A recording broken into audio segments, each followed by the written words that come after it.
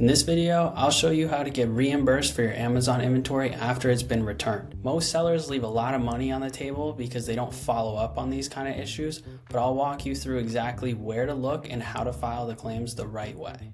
So to start off here, we're going to need to first file a claim for a reimbursement. So you're going to need to get to this Get Help and Resources page, and you can do that by just hovering over Help right here and then clicking on the Get Help and Resources. The managed support cases is going to be for later in the video when I show you where the response looks like, and this is just going to be for afterwards. So in order to file your claim, you're going to want to just scroll down here, and you can ignore all of these boxes for this purpose because what we're going through right now is going to be for inventory that's been returned incorrectly. So what happens sometimes, it's not every single time, but a good amount, you're going to probably run into issues where you get back an item that you either have never sold or was not the item that was supposed to be returned to you based off of the information that we're going to see later. So when that kind of situation happens, you're going to need to get reimbursed for that item. If it's the product that you got back and it's just worn or there's no tag on it for whatever reason, unfortunately we can't submit reimbursements for those kind of items because you did get the product back that you were supposed to. But in some cases, what you could end up doing is if you're buying from retail stores, I don't know, Walmart, for example, or Kohl's or anything like that, if you're still within that return policy period, you can go ahead and just return that item back to the store if you choose to, which is something that a lot of people don't think about doing, but it is a way to get your money back if you can't get it from Amazon. But in this case, since it's the wrong item, we're going to go ahead and click on that My Issue Is Not Listed button that I just clicked on. And what I usually do here is just type in wrong item in removal order. You could do incorrect item in removal order item is wrong, just different variations of that. If you have multiple of these that you're submitting at the same time, you need to change up this description most of the time. It didn't used to be that way, but recently I've run into some issues where they've said your information is the same here. We're closing the second case and just leaving the first one open. So I just from now on try to maybe put a little bit of a difference inside of these text box right here. Then underneath here, you can put in something if you want to. You don't have to. I just usually put a period in here because it doesn't really make a difference. And then this one is optional. You don't have to do that. So we're going to click on continue here. Then it's going to ask you for your removal order ID or FNSKU, which you're going to be able to find on a piece of information that we're going to go over next. After you put that in here, it's going to ask you for 3 more things that we're going to also go through. And then after you put in those, you're just going to upload your images. Click on email response. It's going to be email, phone, or chat response. Not worth doing the phone call or the chat. Just do an email, and then by the next day, usually you get a response. So the pieces of information that you're going to need to fill this out are going to be found inside of your package. So depending on how many things you've requested or where they're at in the fulfillment centers that Amazon has, you may get just one thing back in each package. You may get a multiple unit shipment. Just kind of depends on where the inventory is at that you're requesting back. But when you get those packages back, you're going to need photos of 4 things, and you're going to need 3 things to fill these out. So we're going to go through all of the photos, and I'll point out where the 3 things that you need for this are. You can find the information inside your Seller Central account. It's going to take a lot longer than to just do it the way that I'm going to show you here. So the first thing that's going to be inside of your package is going to be this removal order slip is what it's called. And it's going to have a lot of information on here that I had to black out. But you'll see the numbers here. You'll see your shipping address. You'll see your product names. So this one for example, had 2 different items in it, if there's maybe 2 of the same item, this number 1 would become a 2, and so on. You've got your codes right here. It does say ASIN, but in my experience for the last 3 years, it's always the FNSKU and not an ASIN, which is weird to me that they put ASIN here, but it doesn't really matter because it asks you for the FNSKU in that box that we were just looking at. Then you're going to have your UPC and EAN numbers here. It's always going to be the UPC. And then under here is just going to be a collective 2 lines of this information up here.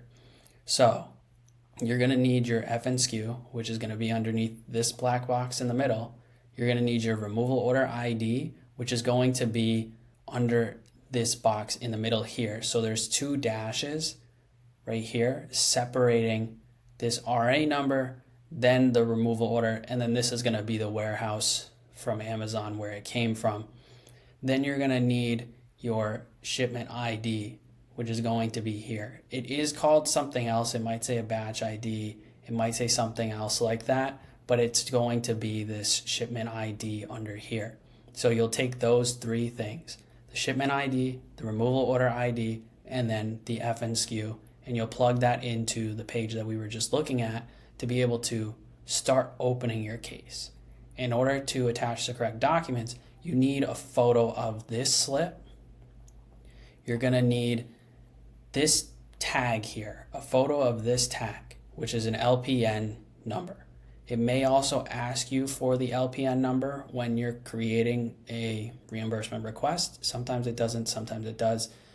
That is going to be a collective of letters and numbers after LPN. You include the LPN. If you want to, you can take a zoomed in photo of just this sticker. It doesn't matter as long as it's readable. So you need that photo as well.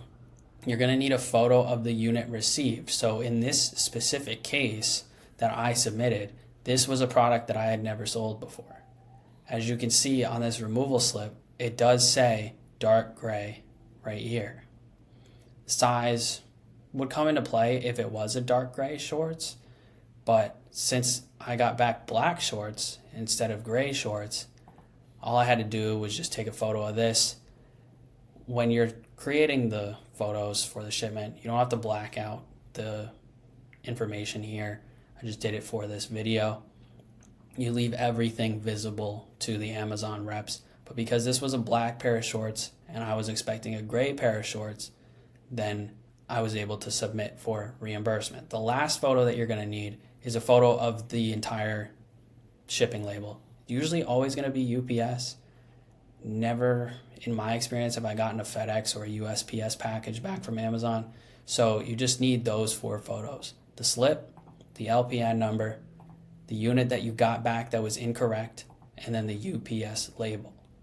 Once you submit your case, it'll say at the end, thank you for submitting. You'll get a case number. You'll get an email as well saying thank you for submitting your case. We're reviewing it, whatever they have to say. And then once it's processed, you're going to get an email. If it's approved, you're going to get an email that looks like this, where it's going to just say, thanks for reaching out. You would like to get a reimbursement for the removal order ID blank. And then you'll usually say where an incorrect unit is returned to you. You'll have your removal order ID here, your FNSKU here, your reimbursement ID here, and then the total amount that you were reimbursed. It does say 4 to 5 days for it to post. Doesn't usually take that long. It's usually by the next day if you do it at night. If you do it in the morning or the afternoon, sometimes it is even done by that same day at night. Just kind of depends on, I guess, how many reimbursements they're processing, where your email ends up or request ends up in their queue of things to do. So this would be the final step. If they have any other response that they've sent you besides saying that it was processed here, then you need to maybe take additional photos, respond to them and say what the issue was. Sometimes they'll ask for a description of it, even though you've sent photos in. You can either do that or just reply and say, I've attached photos, please look at the photos. Everything that you need is inside of the images that I've attached. Anything like that works. Sometimes it won't have this total here.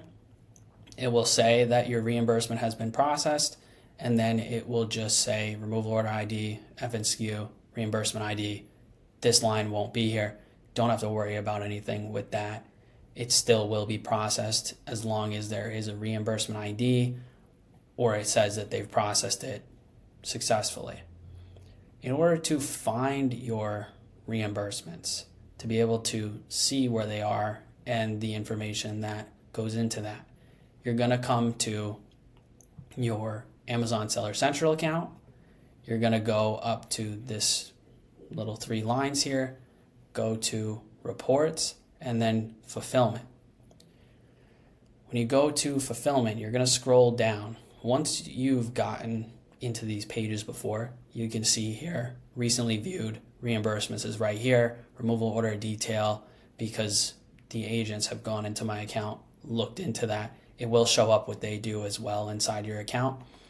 But you're going to come down here, you're going to click on the payments, show more, and then you're going to see reimbursements here. When you click on this button here, it's going to open up a new page that's going to show you a list of your reimbursements. You can filter by the SKU, merchant SKU, or the FN SKU here, which is what I always do. It's a lot easier than doing your merchant SKU because, as you could see in that photo, it did have the fulfillment SKU, and in their response in the email, it also had that as well. And the reimbursement ID was there too. If you want to do it that way, that's fine as well. Amazon Order ID doesn't come into play in this kind of situation, but if you're doing any other type of reimbursements, there's many different reimbursements, you may need that box as well. You can filter by however long you want it to show, because maybe you got the reimbursement a week ago, you haven't gone in and checked if it was there. You'd need to sort this filter out differently. When you're looking at this, there's only really one thing that you need to pay attention to.